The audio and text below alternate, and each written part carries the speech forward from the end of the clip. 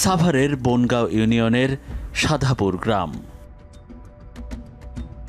এখানকার মানুষের প্রধান পেশা কৃষি। মাটি ও আবহাওয়া অনুকূলে থাকায় এই অঞ্চলে গোলাপ চাষটা একটু বেশি হয়। যেদিকে চোখ যায় না কেন শুধু গোলাপ আর গোলাপ।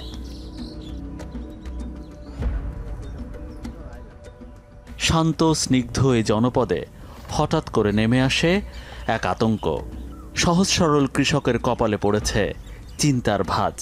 নিজ জমির সামনে দেখতে পাই এই সাইনবোর্ড। বিরুলিয়া ইউনিয়ন পরিষদ এলাকায় টিম 360 ডিগ্রি। এই কৃষকের ধানি জমি ভরে ফেলা হয়েছে বালু দিয়ে। ভবানীপুর, সাদাপুর, চাকুলিয়া, কমলাপুর, ধরেন্ডা, গান্ধারিয়া বিশাল জলাশয়। এটা আংরাইলের বিল নামে পরিচিত, সবাই চিনে। এখানে বালু টালু দিয়ে ভরাট করে রাস্তা আটকায় দিছে। এই অবৈধ রেলিক সিটির কারণে আমাদের ধানি জমিগুলা জলাশয় হয়ে গেছে, পানি আটকে গেছে। এই পানি নামানোর কোনো ব্যবস্থা নাই। একই গ্রামের আরেক কৃষক তার বাপ দাদার জমিতে যেতে পারেন না রেলিক সিটির সন্ত্রাসীদের ভয়ে। এরা এমনভাবে একটা গ্যাং গ্রুপ তৈরি করে নিছে। এই গ্যাং গ্রুপ আমাদের প্রতিনিয়ত হুমকি দামকি দিতেছে এবং আমাদের জমিতে আমরা যাইতে পারতেছি না। রাজুকের আদলে করা হয়েছে এই নকশা। আয়তনে 11 বর্গ কিলোমিটার, 8,251 বিঘা জমিতে পড়েছে 10টি গ্রাম।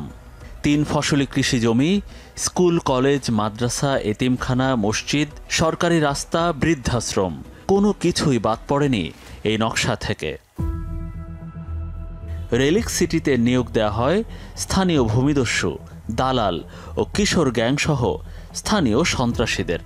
তাদের পেশি শক্তি কাজে লাগিয়ে বসানো হয় একের পর এক সাইনবোর্ড। সাধাপুরের লোকজনও হতবাক রেলিক সিটির নকশা দেখে।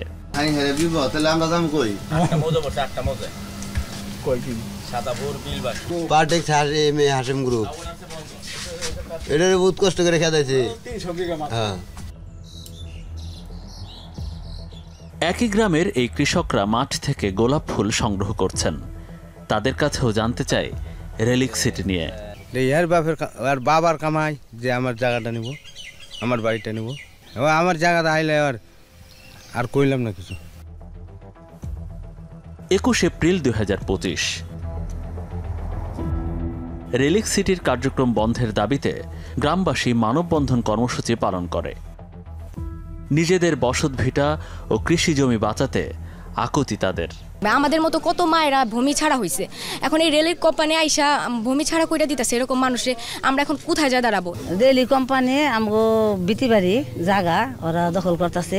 রেলিক সিটি নামের যে একটা ভূমিদর্শক কোম্পানি আছে, এই কোম্পানির হাত থেকে এই স্থানীয় মানুষ বাঁচার লড়াইয়ের আন্দোলনে এখানে আমরা মানববন্ধনে পরিণত করছি। যার যার জমিতে শেষে সাইনবোর্ড দিছে, সেই সাইনবোর্ড রাতের অন্ধকারে ফেসিস্ট সরকার যেরকম 17 বছর মানুষের বাড়িঘর ভাঙচুর করছে, ঠিক ওইভাবেই এই সাইনবোর্ডগুলো ভাঙচুর করছে।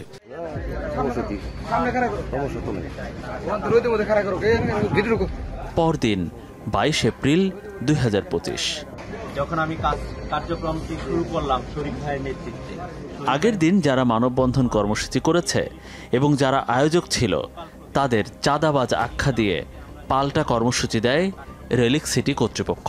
তারা আমাদের ক্লায়েন্টকে বলে যে রেলিক সিটি একটা ভুয়া কোম্পানি, তারা কোনো জমি জমা এখানে কিনে নেয়, আপনারা এখান থেকে চলে যান। সেই ক্লায়েন্টদের ভয়ভীতি দেখানো হয়, আমার লোকজনদেরকে ভয়ভীতি দেখানো হয়। কমলাপুর বাজারে এই তরুণকে একা পেয়ে তাকে টার্গেট করে রেলিক সিটির সন্ত্রাসীরা। সাভারের চিহ্নিত ভূমিদস্যু নামে পরিচিত ও একাধিক মামলার আসামি নুরুজ্জামানের ভাই রুহুল আমিন ও তাদের সহযোগী নাজমুল, দুজনই রেলিক সিটির ক্যাডার। দেখলে মনে হবে কোনো অপরাধীকে মারধর করা হচ্ছে, কিন্তু না, অন্যায়ের প্রতিবাদ করায় সালাউদ্দিন নামের এই তরুণকে বেধড়ক মারধর করে রেলিক সিটির সন্ত্রাসীরা। মারধরে নেতৃত্ব দেন রেলিক সিটির চেয়ারম্যান শাহ নেওয়াজ নিজেই। সাংবাদিকদের সামনে নানা অভিযোগ তুলে অপরাধী বানানোর চেষ্টা তার।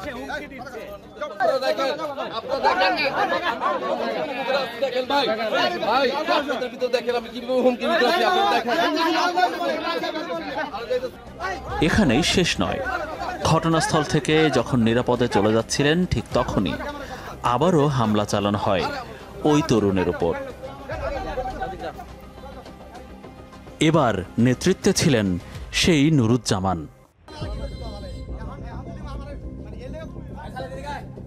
গুরুতর আহত অবস্থায় পড়ে থাকতে দেখা যায় এই তরুণকে। রেলিক সিটি প্রতিবাদ করাতে আগের দিন মানববন্ধন করছি, সেই ক্ষেত্রে ওরা আজকে আমাকে অনেক মারধর করে। অনার্স পড়ুয়া এই শিক্ষার্থীর নাম মোহাম্মদ মামুন। তার অপরাধও মানববন্ধনে অংশ নিয়েছেন তিনি। এজন্য তাকে পিস্তলের বাট দিয়ে নির্মমভাবে পিটিয়েছে রেলিক সিটির সন্ত্রাসীরা। রেলিক সিটির আপনার যত সদস্য আছে সব ওখানে ছিল, মালিক সব ছিল। আমার আপনার পিস্তল ঠাকাইছে আমার গলায়। নুরজামালের ভাই আবার দুইটা পিস্তল মাথায় দিছে, এখন আমার পিঠে বাইরে আছে।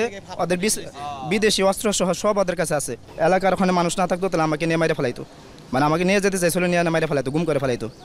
তাদের অনেক একাধিক তাদের নামে মামলা আছে।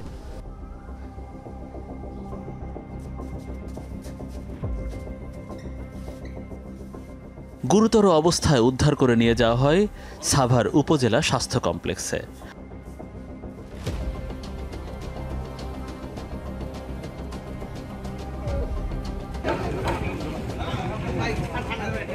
আর এদিকে চলতে থাকে রেলিক সিটির ভুরিভোজ আয়োজন।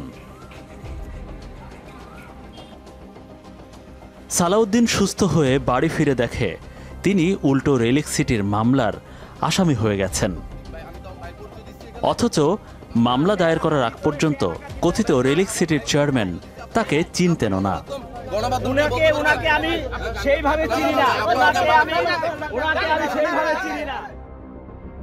এদিকে সালাউদ্দিন বাদী হয়ে রেলিক সিটির চেয়ারম্যান শাহনেওয়াজ সহ ৮ জনের বিরুদ্ধে মামলা করলে ৩ দিনের মাথায় জামিনে বেরিয়ে যায় সব আসামি।